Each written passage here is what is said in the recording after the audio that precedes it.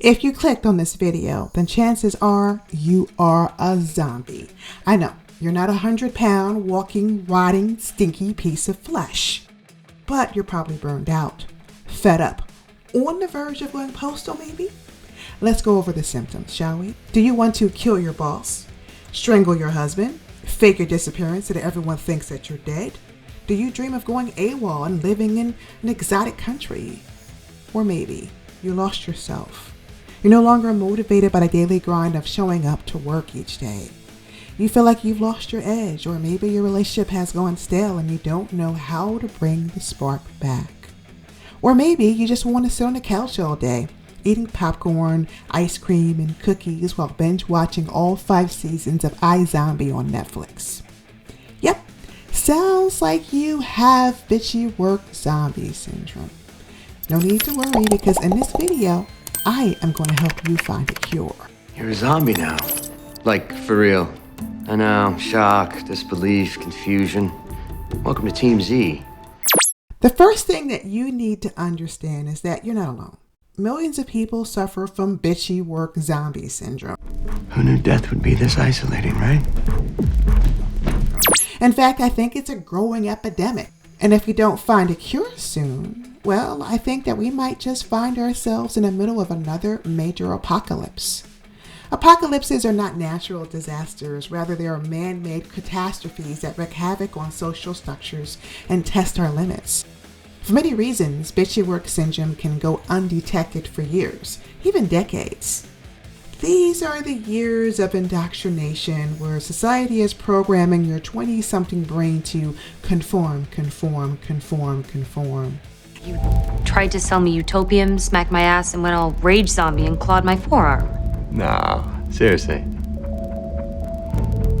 Oh my God. Society wants you to go into massive amounts of debt to get a college degree, a fancy car, a house with a pool deck, and a massive backyard. Society even pressures you to choose a spouse who you know in your gut is not good for you.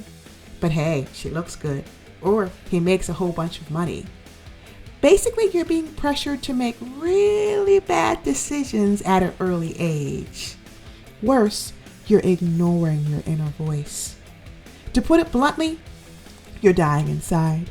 You're slowly becoming a zombie. Zombies in real life are people who have lost their spark, their creativity, their inability to connect to their inner child. This brain scared the hell out of me. I'm afraid of the person that I'm becoming.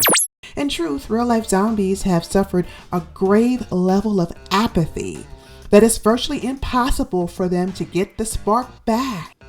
So people resort to quick fixes. In fact, it's almost common for people to have unrealistic expectations when it comes to attaining success, fame, and fortune. Social media, consumerism, and access to credit cards have made everything super easy. So much so that we've become spoiled, throwing temper tantrums when we believe things to be too hard. As a result of this way of thinking, we've become adverse to struggle and pain. We avoid it at all costs. With no pain, there's no gain. Thus, we find ourselves grasping at illusions, seeking external pleasure without any real fundamental growth. Struggle is what gives us vigor and a sense of purpose. It's pain that allows us to have that spine of steel and the self-confidence that we need to follow our dreams, despite the naysayers. However, many of us are facing a huge problem.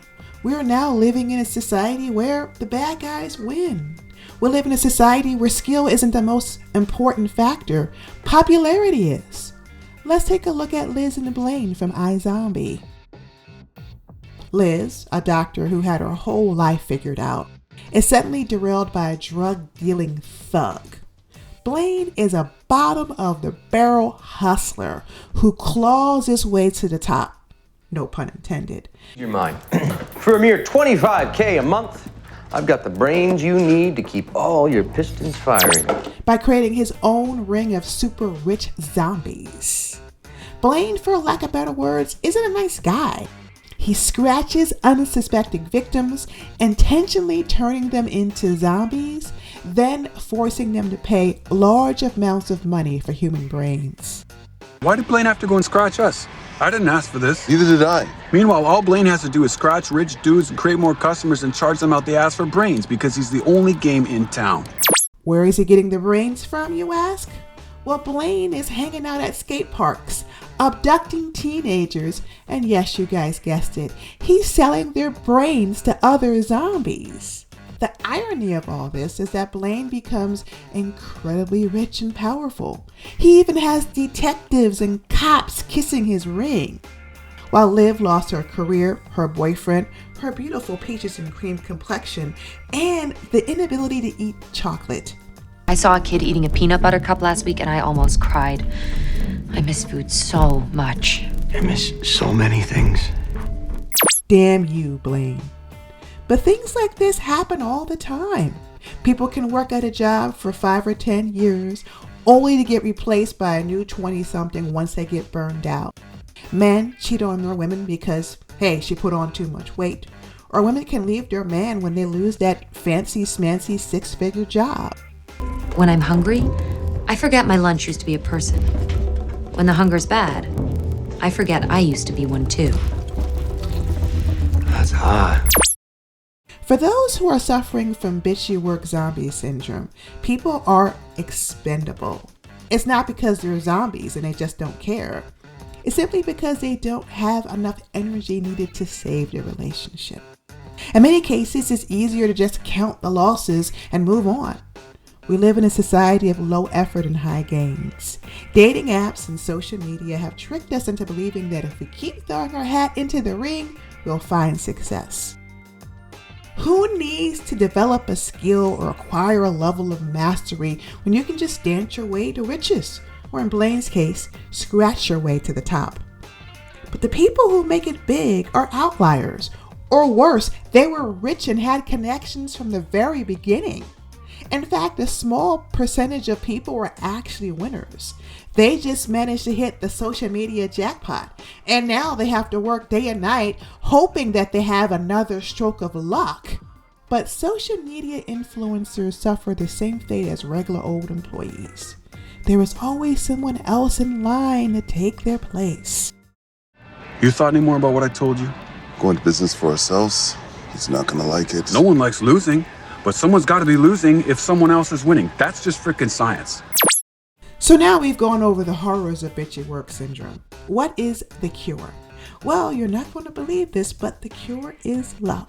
I know it sounds crazy, right? But love has a tremendous amount of power. And that's just not mystical fluff. When you approach something from the basis of love, your brain actually produces dopamine, a feel-good hormone that can put you over the moon. I'm sending over a little sample of something special on the house as a thank you. It's gonna make you feel like a teenager again. I suggest you have it before I see you tonight. Hey guys, the human brain has evolved over the years and has realized that people ain't gonna do nothing difficult without some kind of reward. So you will get major dopamine hits in times of struggle and frustration in order to complete a difficult task. However, getting on 11 vibration can be incredibly hard. Ironically, you're going to have to experience some pain in order to get there. That means facing hard truths, breaking bad habits, and letting go of people who aren't good for you anymore. I know, there's always a catch, right? The good news about being on 11 vibration is that you can find inner joy without having to change your external environment. Yes, my friends, you don't have to quit your job or cut off toxic people. Instead, you need to accept the fact that the world is filled with pain, struggle, strife, and yes, my friends, other zombies. And you, well, you're going to need to find inner joy to be able to get through all of the craziness and the drama. This way, you will spring back to life and be cured from the bitchy work zombie syndrome. So, what do you guys think about iZombie? What do you think about Burnout? Please sound off in the comments below.